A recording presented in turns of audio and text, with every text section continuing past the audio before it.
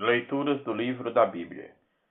Dando continuidade às leituras do livro da Bíblia, no livro de Eclesiásticos, nos capítulos 20, capítulo 21, capítulo 22 e capítulo 23. Escutemo-nos e lemos juntos neste exato momento. Eclesiástico 20. Quanto melhor é admoestar que irritar-se, e não impedir de falar aquele que quer confessar a sua falta. Como o eunuco que anseia por violentar uma donzela. Assim é o que, por violência, faz um julgamento iníquo. Como é bom que o corrigido manifeste o seu arrependimento, pois assim se evita um pecado voluntário. Há quem se cale e é considerado sábio, e quem se torne odioso pela intemperança no falar. Há quem se cale por não saber falar, e há quem se cale porque reconhece quando é tempo de falar. O sábio permanece calado até o momento oportuno, mas o leviano e imprudente não espera a ocasião. Aquele que se expande em palavras, prejudica-se a si mesmo. Para o homem desprovido de instrução há proveito na infelicidade, mas há certas descobertas que lhe acarretam a ruína. Há dom que não é útil, e há dom que é duplamente recompensado. Há quem ache a sua perda na própria glória, e há quem levantará a cabeça após uma humilhação. Há quem compre muito por um preço módico, mas que, de fato, o paga pelo cétuplo do seu valor. O sábio torna-se amável por suas palavras, enquanto que os encantos do insensato desaparecem. O donativo do insensato não te trará proveito, pois ele te fixa com 7 olhos. Ele dá pouco e censura muitas vezes. A quem empresta hoje e amanhã o reclama, tal homem é odioso. O insensato não tem amigos, e pelo bem que faz não será bem acatado. Porque os que comem o seu pão têm línguas falsas. Pois não agiu com bom senso, distribuindo o que devia guardar e o que não devia guardar. A queda de uma língua mentirosa é como uma queda na laje. Um homem desagradável é como uma história ruim, que se acha continuamente na boca das pessoas mal educadas. Será mal recebida a máxima que sair da boca do insensato, pois que ele a diz fora de tempo. Há quem se abstenha de pecar por falta de meios, mas ressente o aguilhão do pecado até em seu repouso. Há quem perca a sua alma por causa do respeito humano. Há quem, por falsa vergonha, faça uma promessa a um amigo, e dele se faça gratuitamente um inimigo. A mentira é no homem uma vergonhosa mancha, não deixa os lábios das pessoas mal educadas. Mais vale um ladrão do que um mentiroso contumaz, mas ambos terão a ruína como partilha.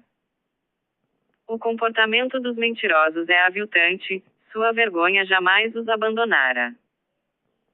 O sábio atrai a si a estima por suas palavras. Quem cultiva sua terra colherá montes de frutos. Os presentes e as dádivas cegam os olhos dos juízes, são em sua boca como um freio que os torna mudos e os impede de castigar.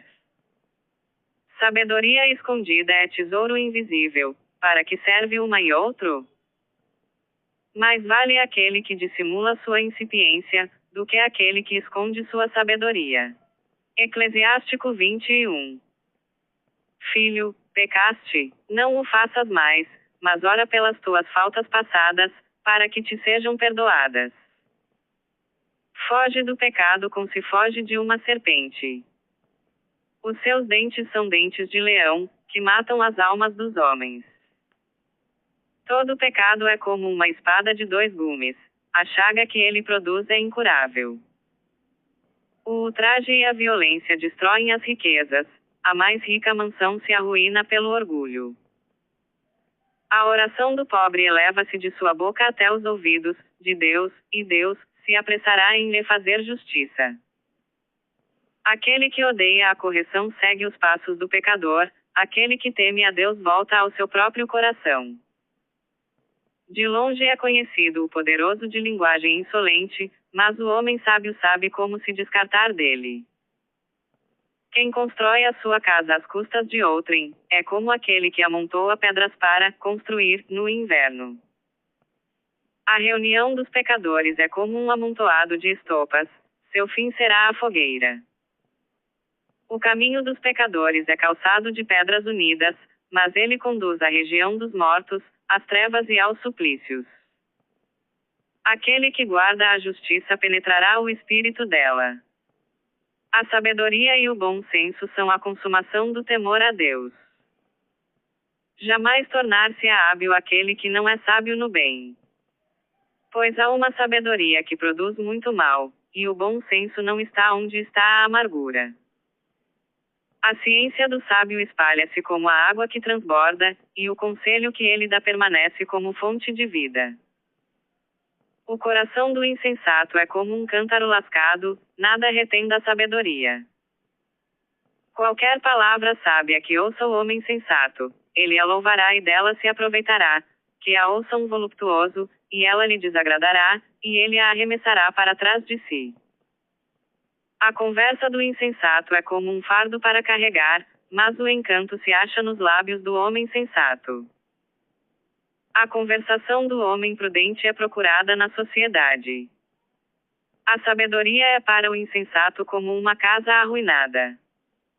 A instrução é para o insensato como péias nos pés e como algemas nas mãos.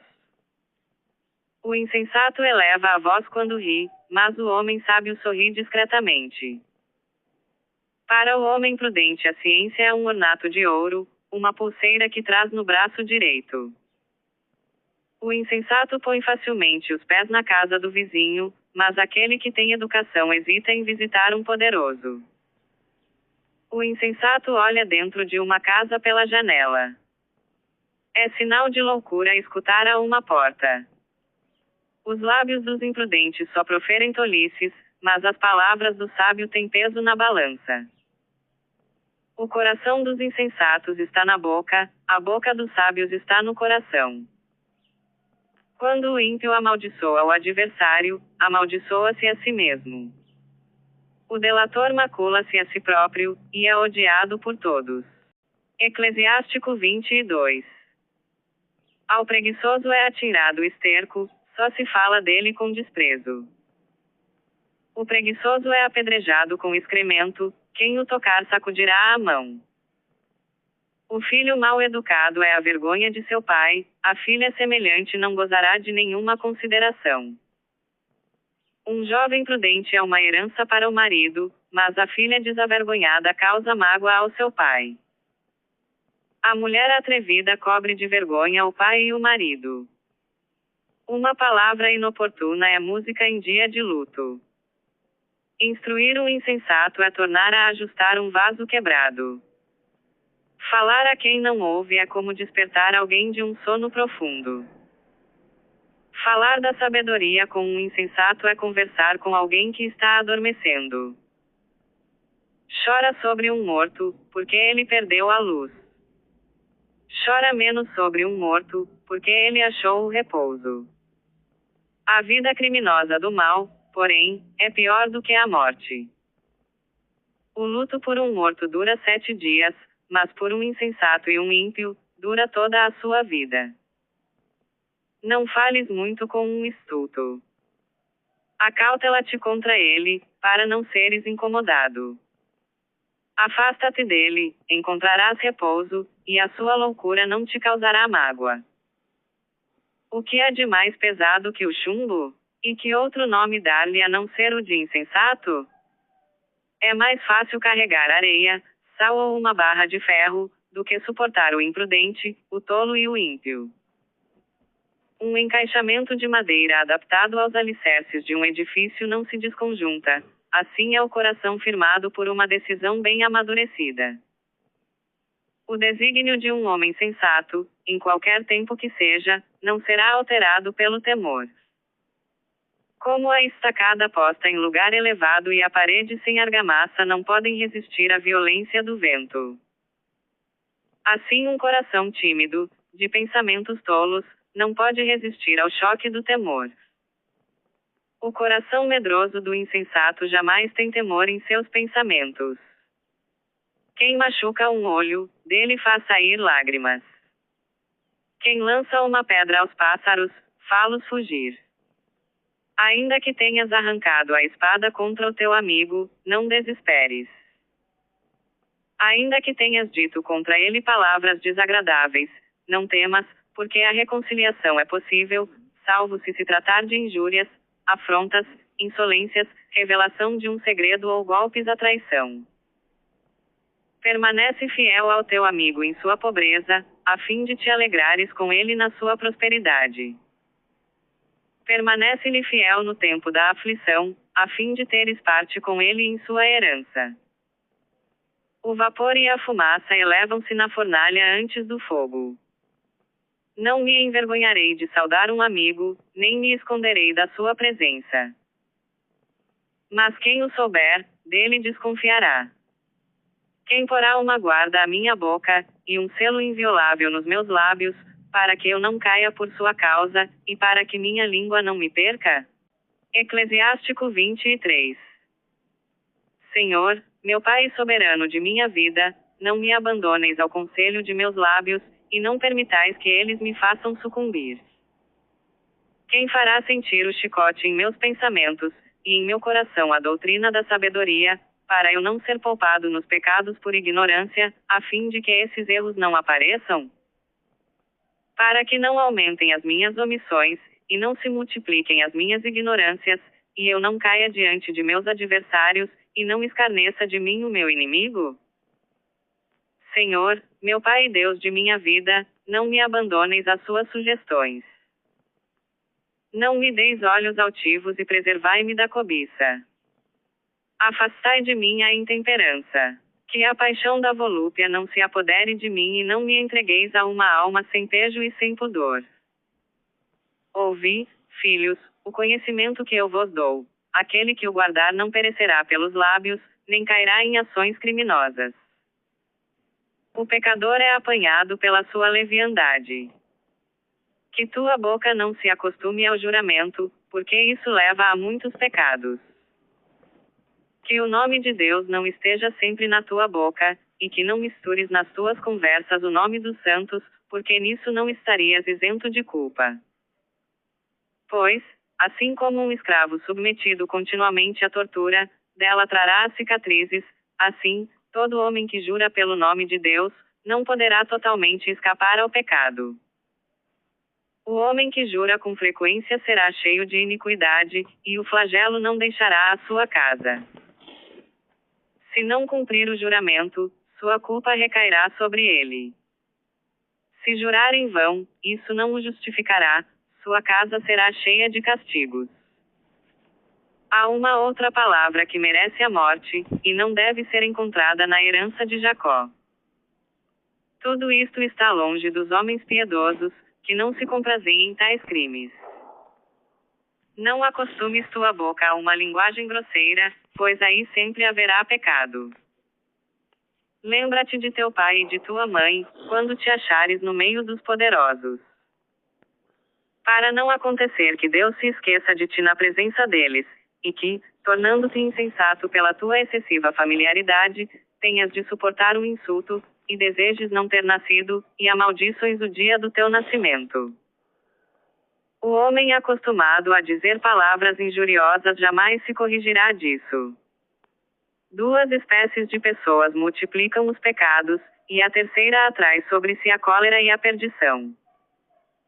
A alma que queima como um fogo ardente não se apagará antes de ter devorado alguma coisa. O homem que abusa de seu próprio corpo, não terá sossego enquanto não acender uma fogueira. Para o fornicador todo o alimento é doce.